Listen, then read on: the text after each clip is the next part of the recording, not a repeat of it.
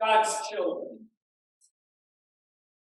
Jesus loves the family who, as Martha's words confess our faith through true, and Mary's words complaining fall, and Lazarus says none at all. Jesus loves the family who is blessed to cry and rise grace like you. So grace and mercy and peace to you from God our Father, Lord and Savior Jesus Christ. Amen.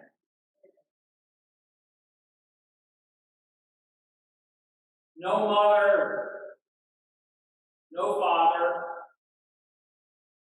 no spouse that we hear of, no nuclear family unit. Martha, whom the church puts down for being such a workaholic. Martha, whom Jesus loved. And her sister, Mary. Their brother Lazarus were alone. Martha and Mary and Lazarus were on their own in a world that is scary. Martha seems to be the one in charge. Maybe that elder sister, the firstborn on whom was laid the responsibility to bring up the rear. Mary and Lazarus. Maybe we can even imagine them like twins. The kind of siblings who butt heads like Jacob and Esau. Martha needs to take care. It's lunchtime, and she made sure that they're well fed.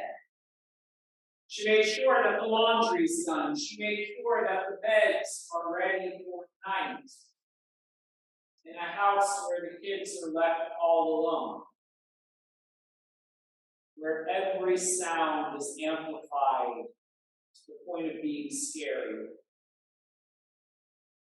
Martha looks after them all through the day, knowing that if she doesn't, will.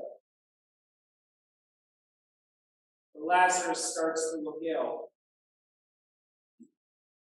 Kind of feels like there's fever setting in. Kind of sounds like there's a cough in the air. She wishes she had a mom to come take the temperature. She wishes she had a dad who might reach on the top shelf and bring the medicine down. But it's on her shoulders. She prays. She prays desperately. Says to Mary, pray with me. We got to take care of this kid. The day's running out. The fever might really spike at night. The neighbors will be asleep. Who will help us? What's she going to do?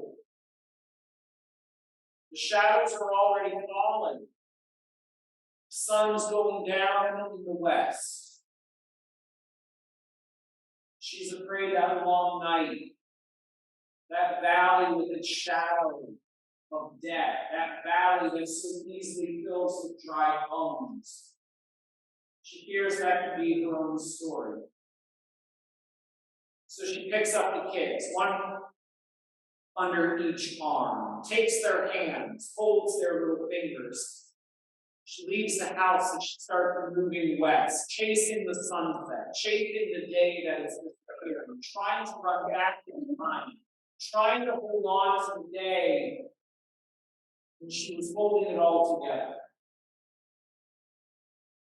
The way sometimes we turn our face to the sunset, we try to look at the past, where we've been, and the stories that we know, where there were people to help, where things made sense.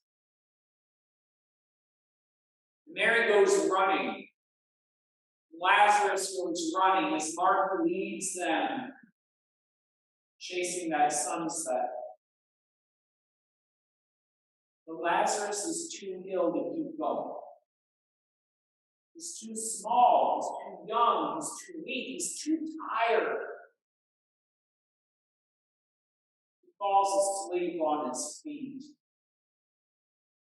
And Mary's crying, and Martha needs something to do. She doesn't know what this illness is. Mental, physical, spiritual, emotional. She doesn't know what's going on. But her brother's eyes are closed. And it's getting darker. It's getting scarier. She finds a little cleft in the rock, the kind of place that Elijah may have hidden to see God walk by. She puts her brother inside and puts a stone in front, hoping that might keep him safe in the way she can. Now she's running just with Mary, but Mary's still crying, Mary's still distraught. How far can they go, chasing that sunset, chasing that yesterday, before Mary falls in the dust, with only her weeping, only her complaining that the prayer she raised had not been answered. Martha's got to keep going. We got to keep going. Quitting is not an option. She screamed at heaven, running and running and running to the west, trying to go back in the past, trying to avoid this present moment and the fear of what tomorrow might hold. And she's screaming out, "Dear God, didn't you hear that I'm in distress? Didn't you know that this family you claim to love is in trouble? You call us your children, and where are you to take our temperature? Where are you to pass the medicine? If you had been here, we wouldn't be lost this night. We wouldn't be facing disaster. We wouldn't be trying to reach where we can't return."